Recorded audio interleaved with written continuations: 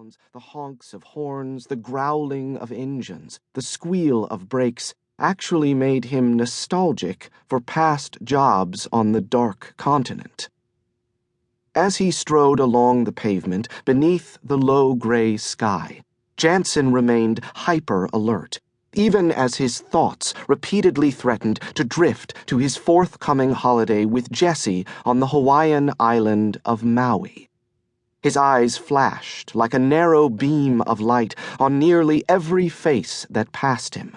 He searched for familiarity, for incongruity, for a gaze that turned too quickly from his own appraising glance. Janson himself blended as well as anyone. With black dye, he'd removed the salt from his salt and pepper hair and allowed it to grow to a length he hadn't worn in decades.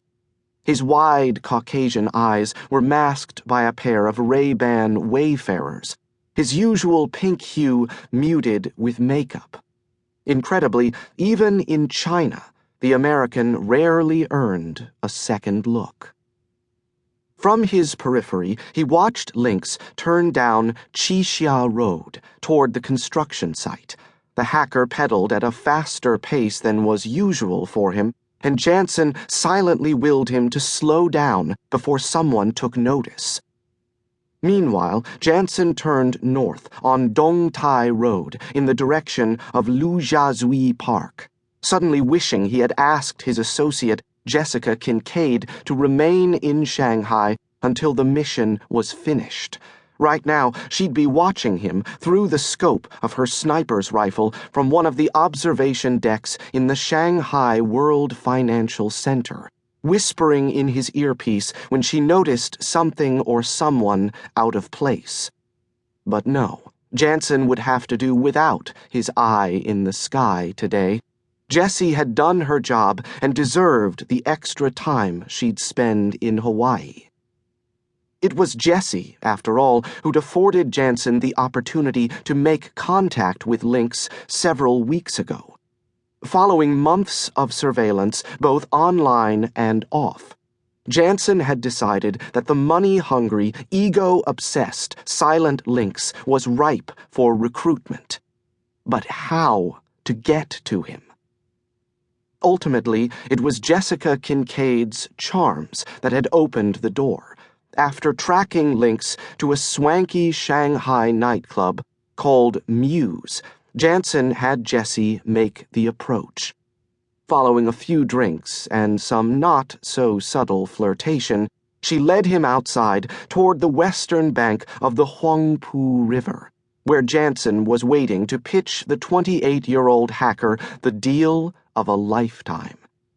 In exchange for specific intelligence concerning the operations of his cyber espionage unit, Janson would provide Lynx with a new identity and enough currency to escape China and the People's Liberation Army once and for all. Today, the parties would finally make the trade via two separate yet simultaneous dead drops, and Janson would leave Shanghai with hard evidence that the People's Republic of China was responsible for stealing trade secrets around the world. One of Unit 61398's victims was the Egerton Gertz Corporation, an American biotech giant that had lost billions of dollars in trade secrets to cyber theft every year for the past 6 years. Egerton Gertz was Janson's client, and the reason he was now in Shanghai. CEO Jeremy Beck had been referred to Janson's private security consulting firm Cat's Paw Associates by someone in the upper echelon of the U.S. State Department, Janson's employer during the years he worked as a covert operative. Though his time in consular operations was falling ever further behind him, Janson's memories of working as a government-sanctioned killer refused to fade.